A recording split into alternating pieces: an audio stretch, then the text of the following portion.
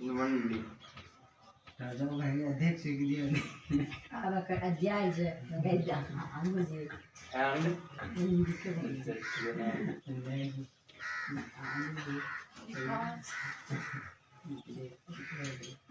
one dimensional motion.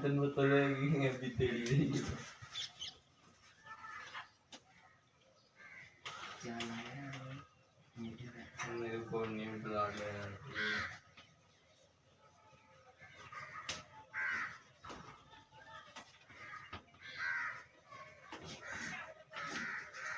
1D 2D 3D 1D मतलब एक रेखा में गति या एक विमान में गति है ना और 2D में मतलब एक पूरे क्षेत्रफल में गति 2 डायमेंशन में गति कर रहा है तो सीधा ये एक फर्श है सीधा ये फर्श हो गया इसमें कोई गति कर रहा है कोई भी कण any particle which moves into 2 directions which is called projectile motion और तीसरी हो गई त्रिविमीय गति जो अपने पृथ्वी पर अर्पण करते हैं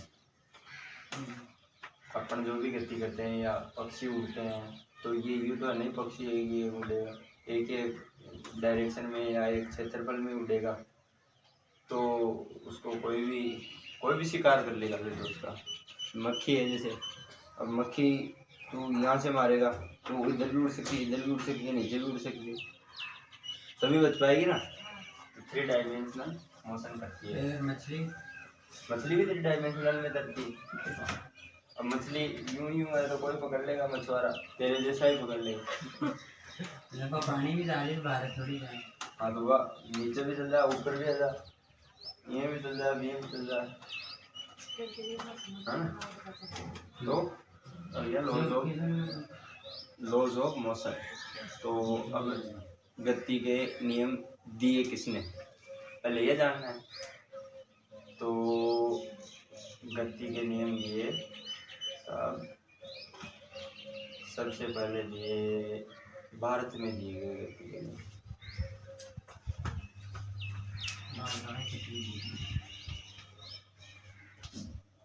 भारत में दिए गति के नियम गति का जो पहला नियम है ना जड़त्व का नियम गति के 3 नियम है न्यूटन के द्वारा जो दिए गए जड़त्व का नियम तो जड़त्व का नियम भारत में भी देती है पहला जड़त्व का नियम ये कहता है कि कोई भी चीज है अब तू यूं खड़ा है जड़ बन गए तो तेरे को कोई ला सकता है कि अगर तेरे पे कोई बाह्य बल ना लगाए या फिर तेरे पे कोई भी एक्सटर्नल फोर्स नहीं लगे कोई भी बाह्य बल आंतरिक नहीं हो तेरे पे तो तू जैसे खड़ा है तेरी जो सिचुएशन है उसी में तू रहेगा अगर या तो खड़ा है या तू एक कांस्टेंट मोशन में चल रहा है मतलब एक फिक्स वेलोसिटी से तू गमन कर रहा है एक फिक्स वेग से एक स्थिर वेग से तू गमन कर रहा है स्थिर वेग या जड़ या तो तेरा वेग शून्य है या एक स्थिर वेग से तू चल रहा है तो जब तक तेरे ऊपर कोई बाह्य बल नहीं लगाता तब तक तू वैसे ही स्थिर रहेगा मतलब वैसे ही चलता रहेगा या तो स्थिर वेग में रहेगा या फिर जड़ है तो जड़ ही रहेगा तेरे को कोई नहीं ला सकता पूरे ब्रह्मांड में तो ये है जड़त्व का नियम तो ये इंडिया में दिया गया था पहले और इंडिया में लगभग 500 के लगभग 500 AD में दे दिया था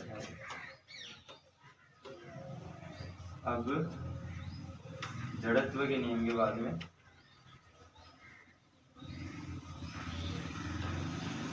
भारत में दे दिए गति के नियम उसके बाद में गति के नियम दिए रेने डेकार्ट ने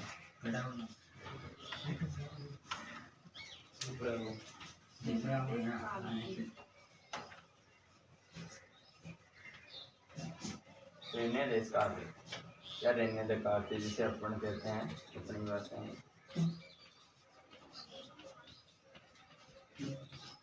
ये एक ऐसा फिलोसोफर, दार्शनिक,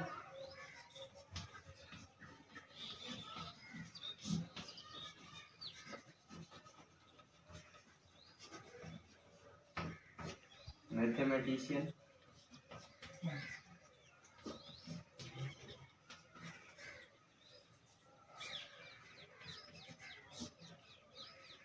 राइट,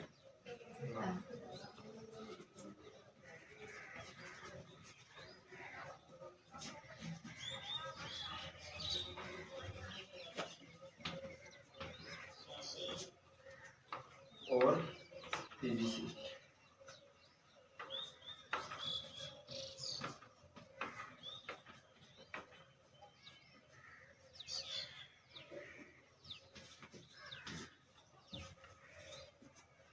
भौतिक शास्त्री,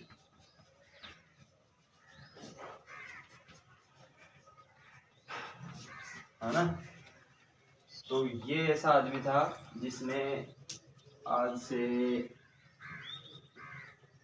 600 साल पहले ये बोल दिया था कि मैथमेटिक्स पूरी की पूरी सदी चेंज करके रख देंगी, पूरी की पूरी दुनिया, पूरा का पूरा ये जो इंसानियत है ना, मैनकाइंड को चेंज करके रख देगी। इसका जो डायरेक्शन है ना वही चेंज हो जाएगा मैथमेटिक्स के कारण। और वास्तव में हो भी गया, सब कुछ चेंज हो गया। जैसे 15 आज के 600 साल पहले कुछ नहीं था, न तो अपन बिजली बनाना थे, मतलब 1500 साल पहले तो ये जानना मतलब वो आज के अंग्रेज मेनली अंग्रेज तो पूरे चेंज हो गए, क्योंकि अंग्रेज उस टाइम डार्क एज में जी रहे थे। आज के 600 साल पहले भी अंग्रेजों की पहली लिटरेचर जो इंग्लिश उत्पन्न हुई थी वो भी लगभग 1500 या 1630 के लगभग इनकी ये पहली लिटरेचर आई थी, जो किसने दी थी? William Shakespeare. इंग्लिश का जो सबसे पहला लिटरेचर लिखा वो लिखा इसने, इंग्लिश की व्याकरण में कुछ भी, तो सबसे पहले विलियम शेक्सपियर ने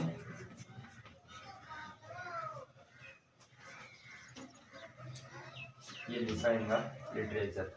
तब तक तो ये भाषा बोलना भी नहीं जानते थे अच्छी तरह से, और ये लैंग्वेज भी स्पेनिश, फ्रेंच, जर्मन, जो भी ये नॉर्डिक लैंग्वेज में मिली है, थोड़ा बहुत पार्ट आयरिश और उसका भी था, स्कॉटिश का।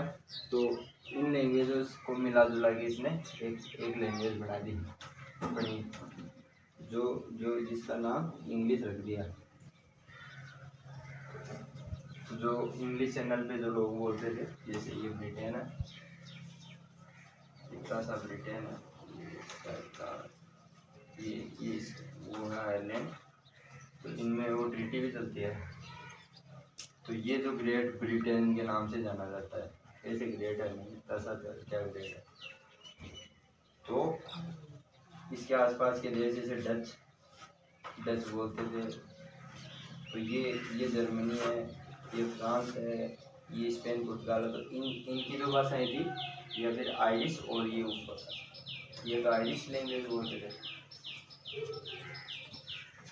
और ये वेल्स है ना, न्यू वेल्स, इनकी अलग लैंग्वेज थी। तो इन लैंग्वेजों को मिला जुला के इसने, और एक जो चंगेज खान था उसकी लैंग्वेज का भी इफेक्ट है इस पर, इंग्लिश पे। चंगेज खान जो मंगोल लैंग्वेज थी ना, मंगोल लैंग्वेज का भी कुछ एसेंट लिया गया है इस। तो अब अंग्रेज तो अब न्यू ग्रोइंग वो है ना, लेकिन जैसे ये फ्रेंच था,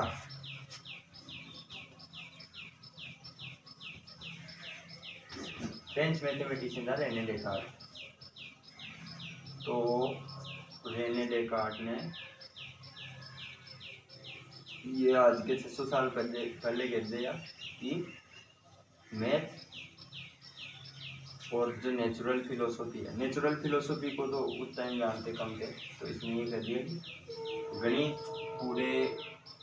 पूरी इंसानियत को चेंज करके रख देगी, और वास्तव में कर दिया। गणित ने सब कुछ आसान कर दिया अपने को, और आसान कर दिया तो इसके कई नुकसान भी है।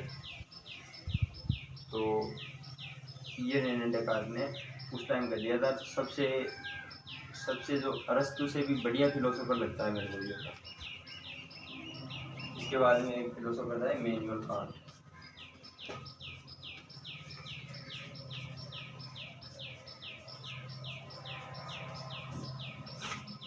इसने एक बुक लिखी थी the critic of purism, my favourite. तो उस बुक में ये कई सारी अंग्रेजी मतलब जो कॉस्मोलॉजी होती है ना, ब्रह्मांड का विज्ञान, तो इसने बाहर का भी कुछ इंक्लूड किया। उतना जानते नहीं थे अंग्रेज ब्रह्मांड के बारे में। अंग्रेज तो ये जानते थे कि इनको जो अरस्तु ने कहा कि यह इनकी जो बाइबल में कहा गया कि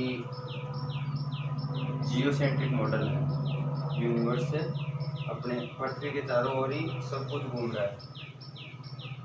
पृथ्वी के चारों ओर सूरज घूम रहा है, पृथ्वी के चारों ओर सूर्य घूम रहे हैं, सब पृथ्वी के चारों ओर घूम रहे हैं। अपने यहाँ बीच में लड़वाएंगे, ये पता नहीं अपन तो एक छोटे से गोले में रहते हैं।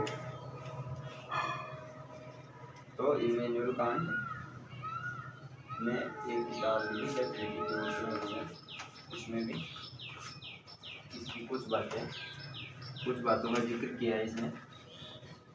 तो रेने डेकार्ट ने सबसे पहले गति के नियम ले लिए, लेकिन ये मैथमेटिकल फॉर्मुलेशन नहीं कर पाया उन नियमों का। था मैथमेटिशियन, लेकिन मैथमेटिक्स में नहीं लिखा उन्होंने।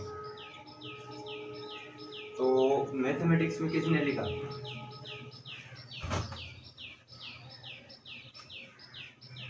मैथमेटिक्स में लिखा अपने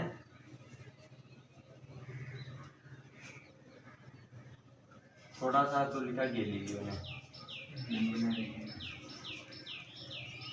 गैलीलियो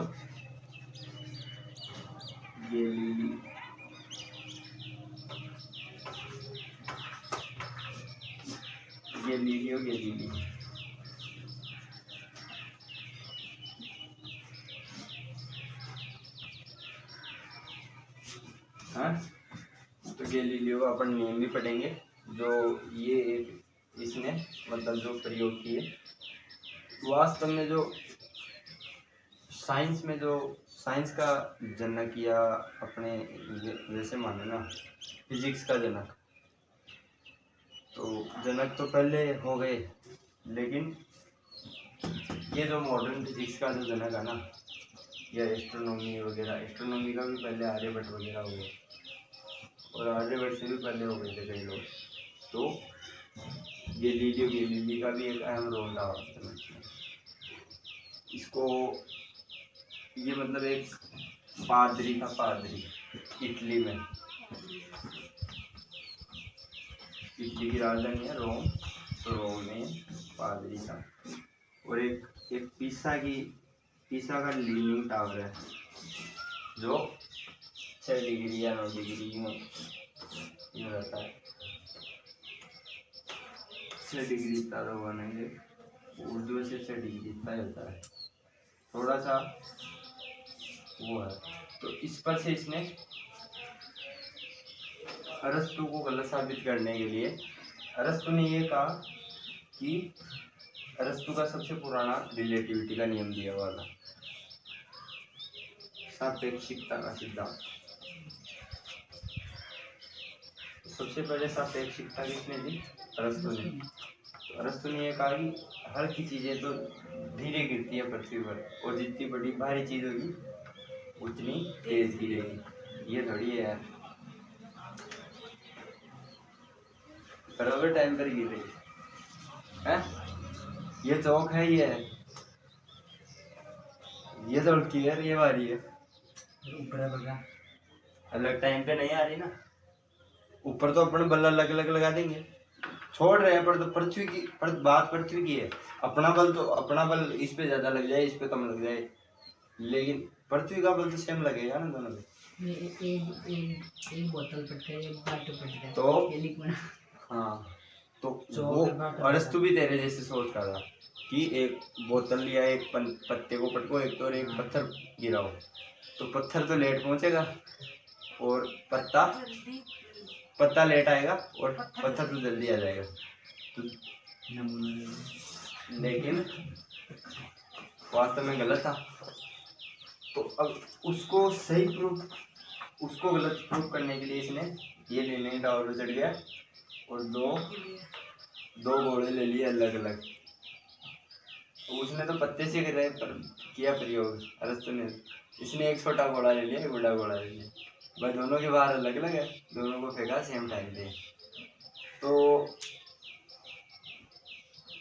जब फिर इसने कई सारे जो अपने ये गिरनी वगैरह के प्रयोग करते हैं, ये भी कई सारे प्रयोग इसने ही सिखाए।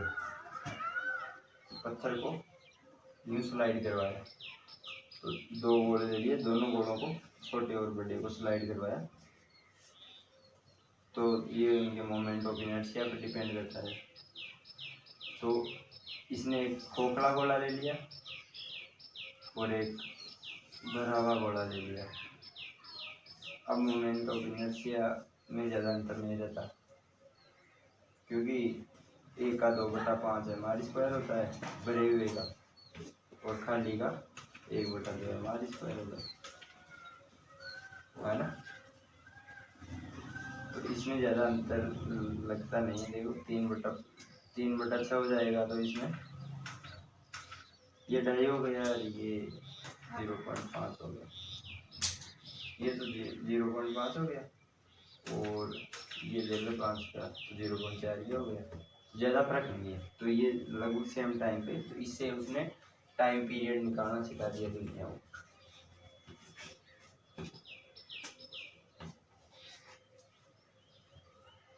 ये टाइम पीरियड गैलीलियो ने सिखाया। तो गैलीलियो को 39 साल तक जेल में डाल दिया इस कारनामे के बाद। ये एस्ट्रोनॉमर भी था।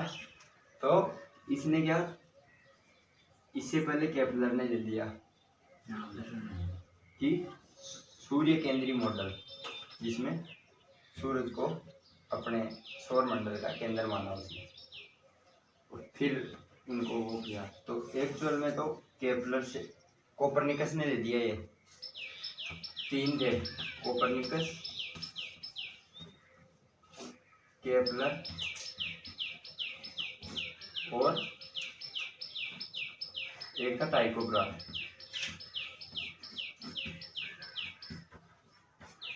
तो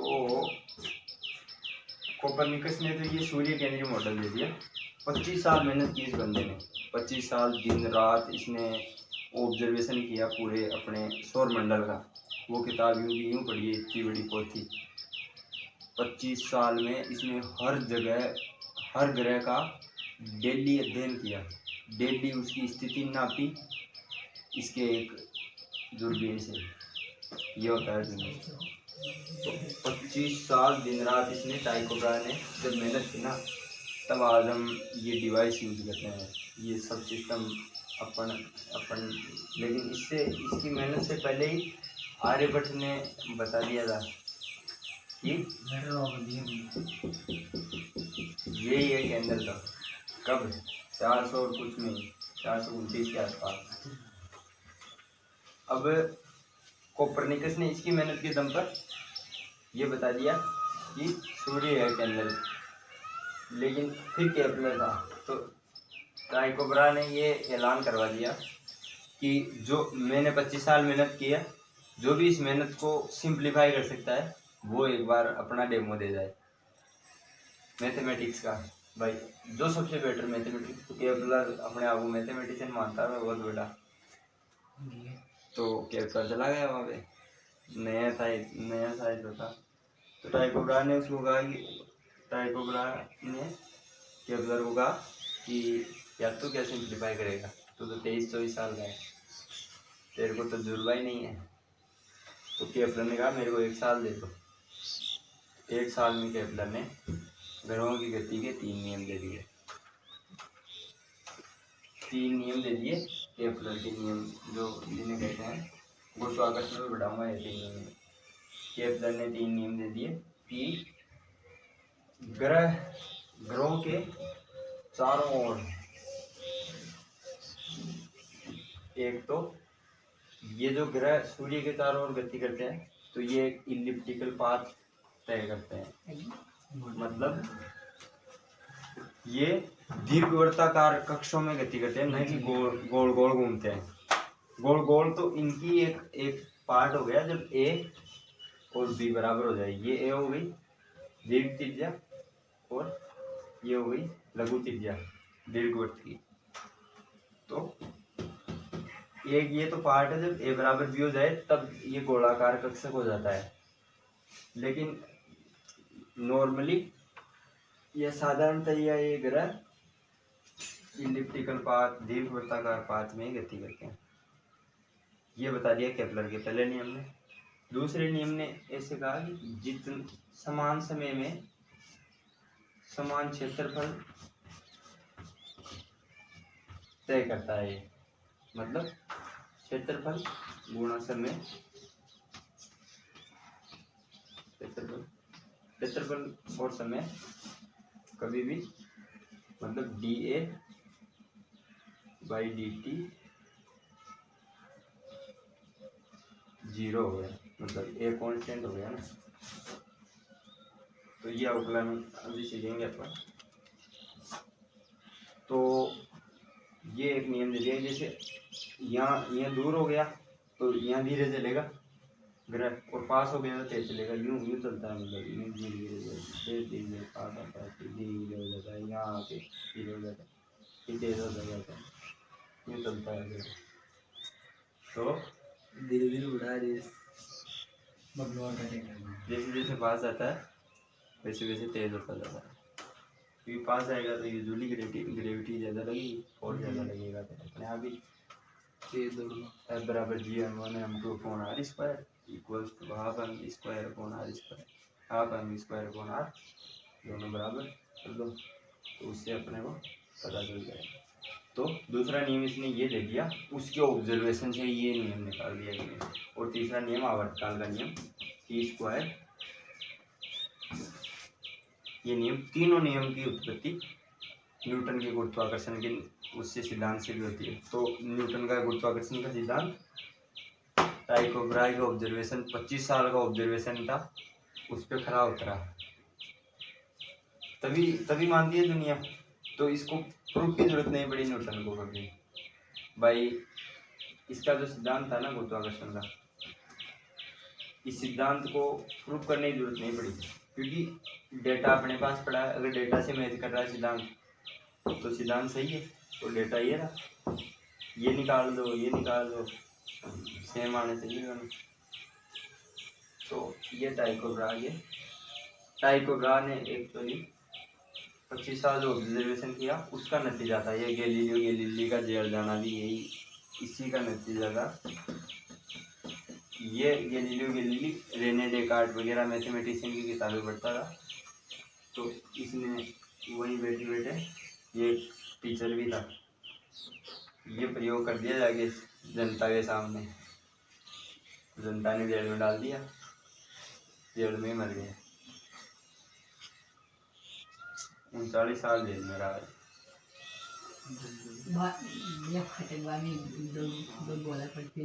तो अब इसके बाद में धीरे धीरे लोगों को समझ में आने लग गया, कई लोग विरोध करने लगे गैलीलियो की जेल का। भाई गैलीलियो को जो कैद कर रखा है वो हटाया जाए। तो ये तो मर गया, लेकिन ये मरने के बाद लोगों में एक छाप छोड़ गया साइंस के, या जो नेचुरल फिलोसॉफी है इसके साथ लोगों को सोचने पर मजबूर कर दिया। क्योंकि चर्च ये बात मानने से इनकार करता था कि सूरज अपना केंद्र है अपने सौर मंडल का। तो यहाँ से इनकी ये राम कहानी शुरू हो गई। तो अब गैलीलियो के बाद में आया गैलीलियो 1630 में इसके बाद में इसने एक किताब लिखी थी, सबसे ज़्यादा फेमस बुक्स में से एक आती है उसकी ये किताब, the on the two systems on the two systems of planets, कुछ ऐसी किताब थी इसकी, ऐसे ही थी किताब, इसका नाम लगभग यही है, कोई एक दो वर्ड मिसिंग है। तो इस किताब में, ये किताब आज दुनिया की जितनी रूसो की किताब फेमस है ना, रूसो ने पहली लिटरेचर की किताब लिखी द रिपब्लिक, क्रिटिसिज्म पे जो पहली किताब लिखी थी द रिपब्लिक, ये लिखी रूसो ने। रूसो क्या हो रहे यार,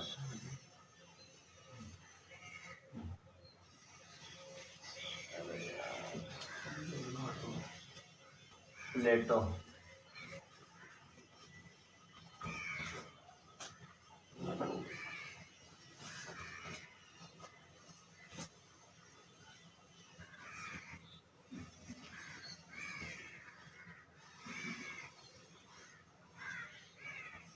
रूसो की तो किताब थी द सोशल कॉन्ट्रैक्ट, और इनमें से या फिर मतलब जो ये थे ना,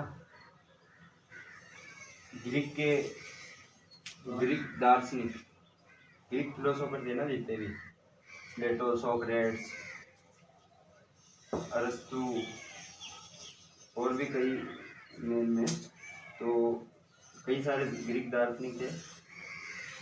फिनिस्ट जैसे ये था, एक हीरोडोटस था, इतिहासकार ग्रीक का। तो इनमें से किसी ने एक ने द रिपब्लिक किताब लिखी थी। तो द रिपब्लिक जितनी फेमस है ये बाइबिल से भी ज़्यादा फेमस होने लग गई ये किताब,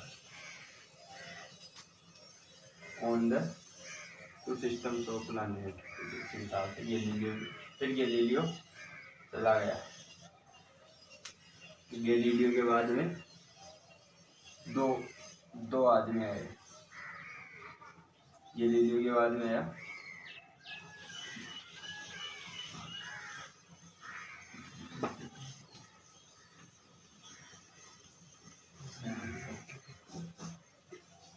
सर आइजैक न्यूटन और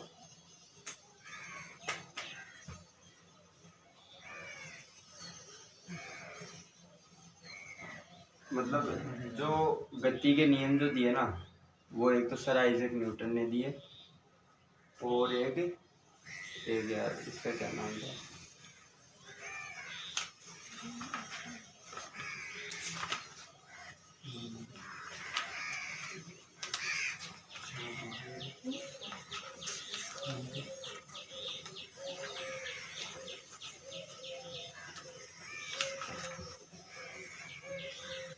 तो बता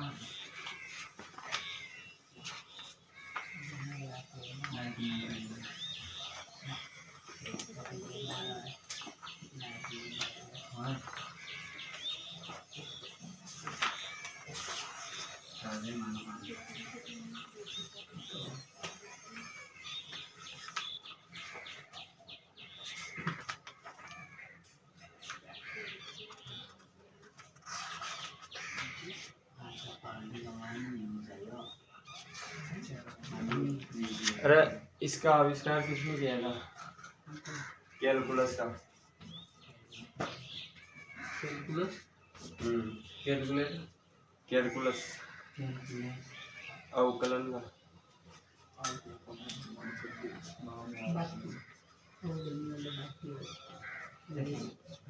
अवकलन का आविष्कार एक्चुअली इसने किया था, अवकलन की खोज न्यूटन ने। लेकिन एक नाम और है यार, फेमस है वो। इन दोनों ने गति के नियम जो न्यूटन ने, जो चीजें न्यूटन ने दी ना, वो उसने इंक्लूड कर दी, वो उनकी खोज उसने भी कर दी, साथ ही गति के नियमों की। लेकिन फेमस ये हो गया क्योंकि इसने पहले दे दिया। 1667 में तो इसकी किताबें आ गई थी, the principle of natural philosophy, mathematical principles of natural philosophy, the principia mathematica of natural philosophy. इसकी भाषा में लिखी थी इसने। तो हाँ, लाइबनिज वीडियो बताएगा है ना, लाइबनिज बताएगा। तो लाइबनिज ने भी गति के नियम दे दिए थे, लेकिन ये लेट हो गया थोड़ा सा। गोटाफ्रीड विलियम लाइबनिज।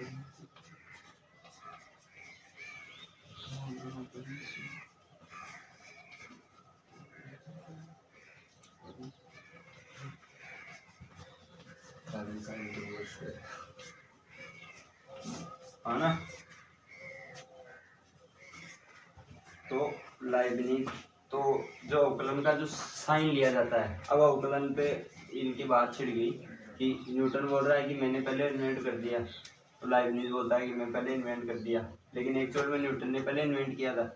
न्यूटन के कई साइनों में यूं ऐसा जो चिन्ह आता है ना, हाँ, या फिर ऐसा चिन्ह, वो न्यूटन का है, जबकि ये जो चिन्ह आता है ना, ये लाइबनिज का है।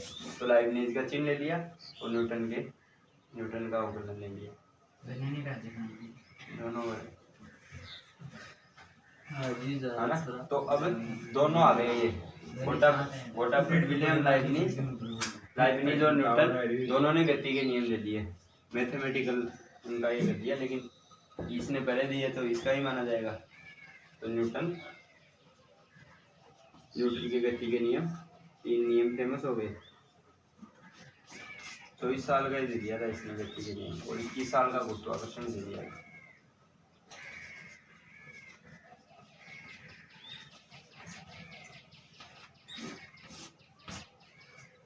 तो अब अपन जो पढ़ते हैं ना, वो पढ़ते हैं रेने डेकार्ट से लेकर न्यूटन लाइबनिज तक। यूलर की मैथमेटिक्स तो आती ही नहीं 11th 12th में, थोड़ी बहुत यूलर की मैथमेटिक्स आती है। Leonard Euler,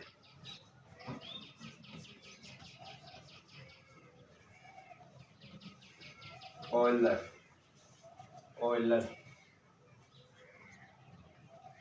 Leonard Euler. तो ऑयलर सबसे ज़्यादा एडवांसमेंट किया ना क्लासिकल मैथमेटिक्स फिजिक्स दोनों में, वो किया लियोनार्ड ऑयलर। जितना तुम्हारा न्यूटन फेमस है उतना है लियोनार्ड ऑयलर।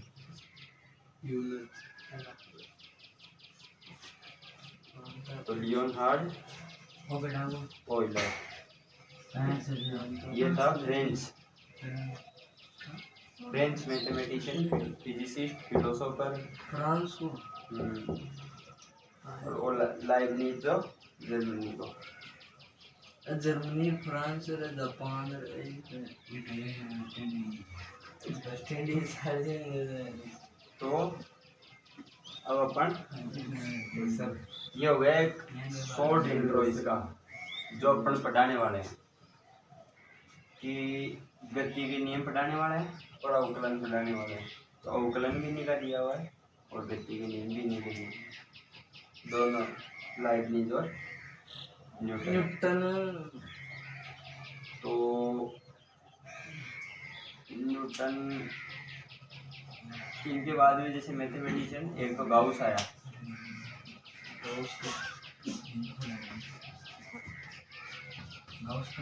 कोची, ऑयलर,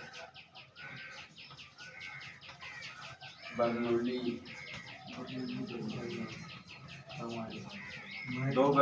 दो भाई थे, जैकब बर्नौली और जोसेफ बर्नौली। एक मैथमेटिशियन था, एक फिजिसिस्ट था। दुनिया काल में और बर्नौली ब्रदर्स।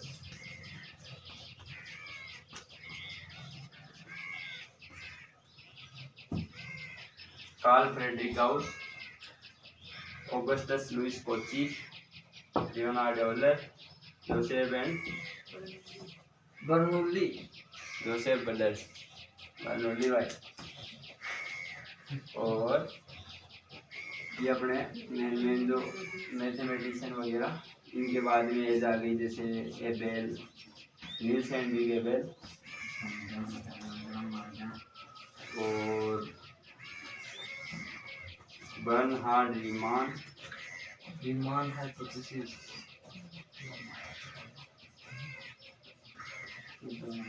Bernhard Riemann, इवास्टर गैलाइस। ये गैलाइस तो केवल 21 साल जिया, 21 साल जिया था। 18 साल से 15 साल से 18 साल की उम्र थी ना, उसमें इसने रिसर्च की और वही रिसर्च पब्लिश हो गई। और आज 500 साल तक भी इसकी रिसर्च चलती रहेगी। एडवांसमेंट गैलाइस थ्योरी है ना, ग्रुप थ्योरी इसने दी थी। और एबेल ने एक इक्वेशन थी, क्वांटिक इक्वेशन, तो उसका ग्रुप थ्योरी से उसने इसको सॉल्व किया था। तो ये दोनों एबेल और एबेलियन ग्रुप जैसे कहते हैं ना, तो एबेलियन गैलोइस दोनों ग्रुप थ्योरी की जनक है। और ये भी 27 साल जिया था। ग्रुप थ्योरी देता है दोनों दागी है। आप 30 साल बाद में नहीं और रीमान रीमान 40 साल दिया। हाँ, ये भी 40 साल ही दिया। और इसने जो भी ये गणित देखता हूँ मैं, आइंस्टीन वगैरह, ये अपने गणित है ना, ये रीमान टेंसरी है।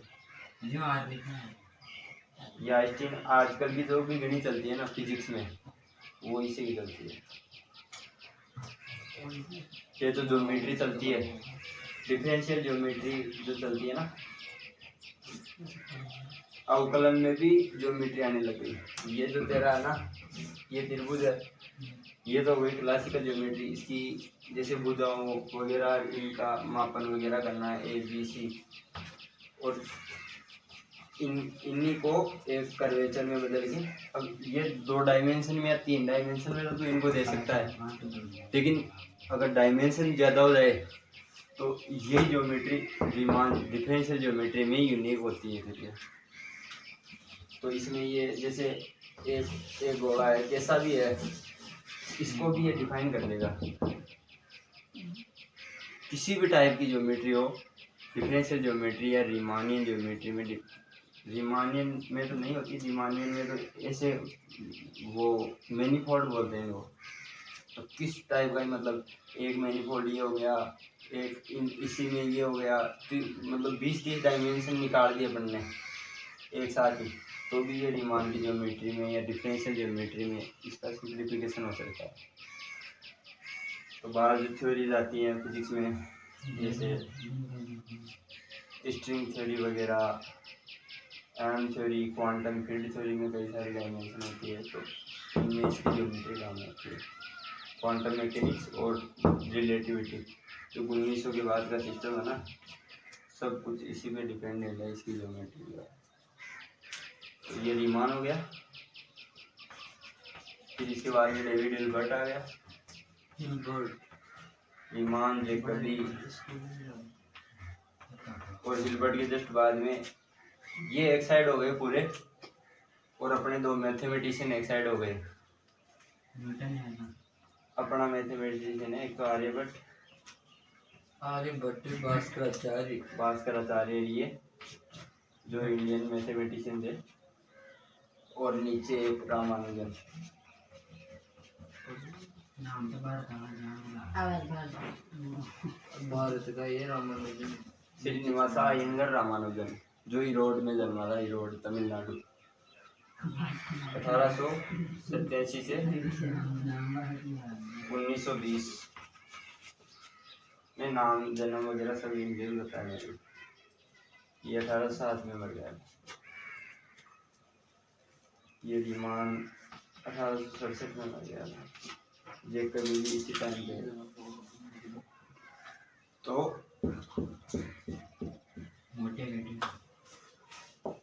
ये इन सबको अलग कर दो और इसको अलग कर दो, अकेले मैथमेटिशियन। रामानुजन तो भी ये बारी है इनमें। बारी गणित लोग हैं ये तो। बारी गणित ही जब आई।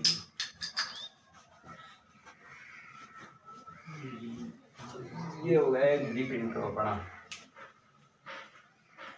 तो अब अपन जो पढ़ते हैं 1667 से लेकर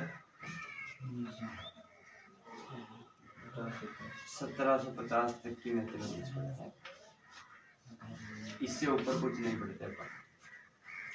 67 से भी पुराना कर लो कि अपन 500 से लेकर 500 450 से लेकर या फिर और भी मतलब वेदिका भलाई इसमें तो प्राचीन से लेकर 1750 तक की गणित पढ़ लेते हैं अपन। 1667 से ये मेन तो ये हो गई। 1650 से रख लो 100 साल की गणित तो ये हो गई।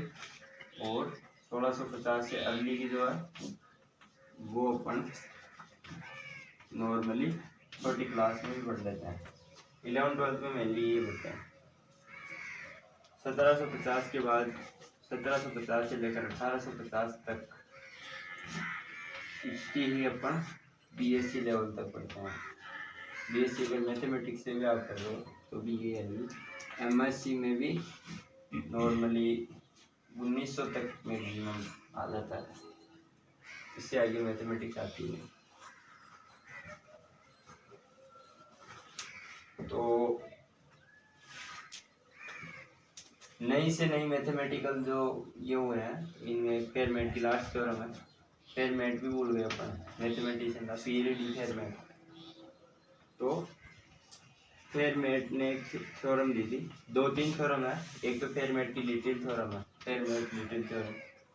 एक फेरमेट लास्ट थ्योरम है ना। तो फेरमेट की लास्ट थ्योरम इसलिए कहते हैं कि ये मतलब a की पावर n प्लस b की पावर n बराबर c की power n when n greater than equal to 3। तो इस n greater than equal to 3 में a कोई रियल नंबर है ना, ये इंटीजर है। कोई भी इंटीजर a है, कोई भी पूर्णांक है a b और c। 3 पॉजिटिव इंटीजर है। कौन कौन से?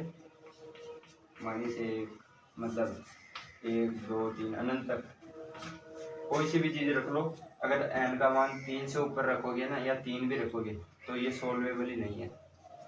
ऐसी कोई भी संख्या नहीं हो सकती कि जैसे 5 की पावर 3 प्लस 10 की पावर 3 बराबर। अब ये जो संख्या आएगी ये पावर 3 में आएगी, c की पावर 3 में। 4 रख लो 5 रख लो, हायर ऑर्डर के लिए संभव ही नहीं है। अब सेकेंड ऑर्डर में तो ये a² + b² = c²। तो ये पाइथागोरस थ्योरम हो जाती है और a + b = c होता है। इससे ऊपर ये होती नहीं है। ये है फेरमेट लास्ट थ्योरम जिसको सॉल्व किया था। ये लगभग फेरमेट ने दे दी थी 1500 में। फेरमेट ने अपनी किताब के लास्ट पेज पर इसकी किताब में जगह नहीं बची थी। अर्थमेटिक किताब दी थी इसने, तो उसमें एक जगह नहीं बची थी। तो इसने बस इतना सा नोट कर दिया कि ये है n = 3। इसका बहुत बढ़िया थ्योरम प्रूफ था इसके पास, लेकिन इसने ये कहा कि प्रूफ के लिए मेरे पास इतने पेज ही नहीं है इस किताब में छापने के लिए, तो मैं प्रूफ नहीं चाहता। तो उसके बाद प्रूफ हुआ ही नहीं। लगभग 500 साल तक इसका कोई प्रूफ नहीं हुआ। 5 साल तक कोई प्रूफ नहीं कर पाया। फिर 1994 में एक इंग्लिश मैथमेटिशियन ने प्रूफ कर दिया इसको। इसको फिल्ड मेडल मिला हुआ था, नोबेल मैथ में मिलता है। तो ये कई सारी इंटरेस्टिंग प्रॉब्लम्स आती है। तो अब अपनी रीमान हाइपोथेसिस भी नहीं आती है। 1850 में रीमान ने दी थी 5 नौ में। 1805 में पहले ये यूलर का प्रोडक्ट दिया हुआ था एक कि समीशन 1/n की पावर एस बराबर 1/3 ये यूलर का प्रोडक्ट है, ये प्राइम है, तो इसका ज़्यादा जिक्र नहीं करेंगे अपन। तो ऐसी प्रॉब्लम्स भी रहती है। तो अपन जो गणित पढ़ते हैं नॉर्मली, ये फेरमेट हुआ, नेपियर हुआ, न्यूटन हुआ, लाइबनिज हुआ, गाउस तक की बस। गाउस की तो थोड़ी बहुत ही आती है। गाउस का केवल इंटीग्रेशन आता है अपने, गाउसियन इंटीग्रल होता है। जैसे ये हो गया 1/2 पाई की पावर एंड e की पावर -पाई से या पाई p बटा एन डी टी, ऐसा इंटीग्रेशन जो आता है वो गाउस का इंटीग्रेशन है। तो ये अपना शॉर्ट इंट्रो गया है। अब अपन गति के नियम कल से प्रॉपर इसका जो दिखाना है, प्रॉपर कल से पूरे के पूरे गति के नियम शुरू कर देंगे शुरुआत से। एक विमीय गति, द्विविमीय गति, बल, कार्य, ऊर्जा, गुरुत्वाकर्षण बल, और ये 5-7 टॉपिक है। एक तो 1D, 2D और 3D, तीनों में पढ़ाएंगे अपन। और एक आई इसके लॉज, गति के नियम,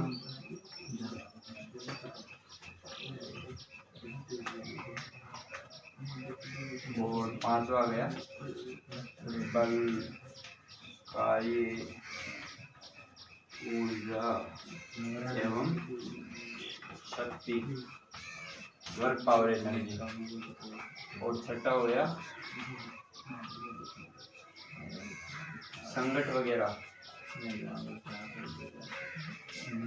संगत, प्रत्यास्था, ये वगैरह है ना। 7वां टॉपिक हो गया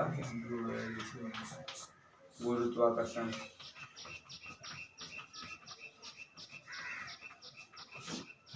8वां टॉपिक हो गया घूर्णन एवं सर्कुलर। घूर्णन सर्कुलर में बताया था अंतर में, घूर्णन एवं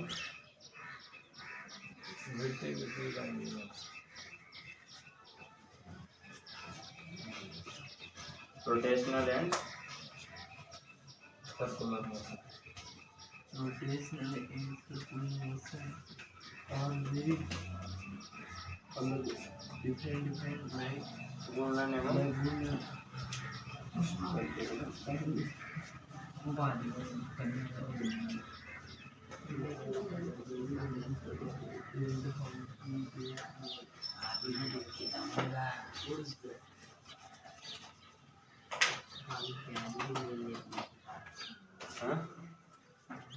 और टक्कर में भी आएगी टक्कर आ गई संगत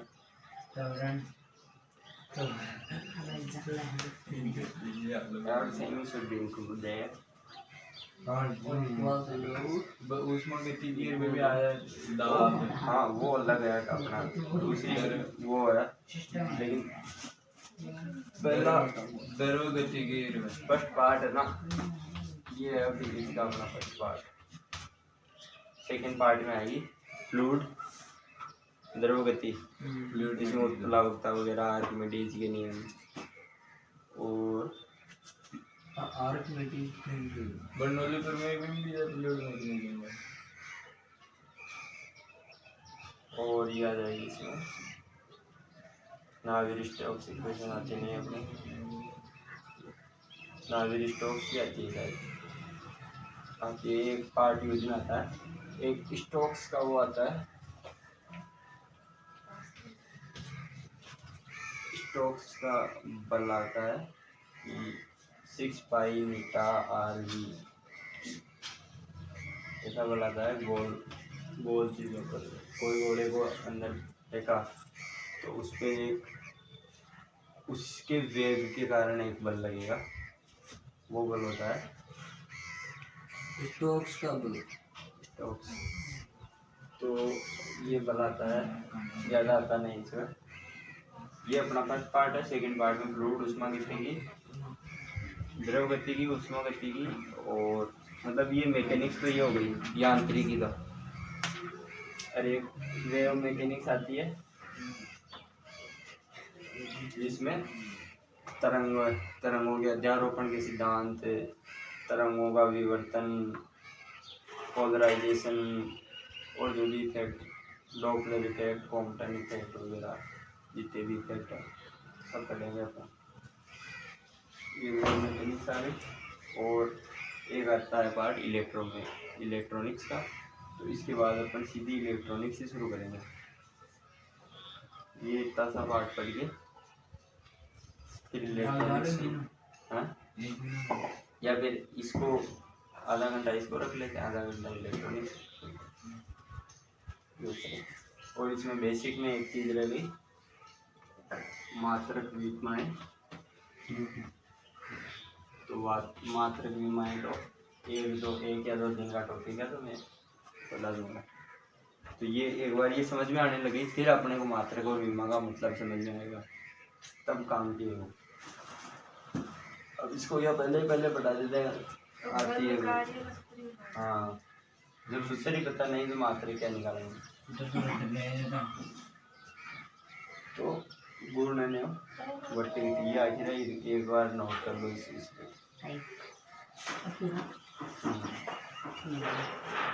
साइड में लेना, इधर उनको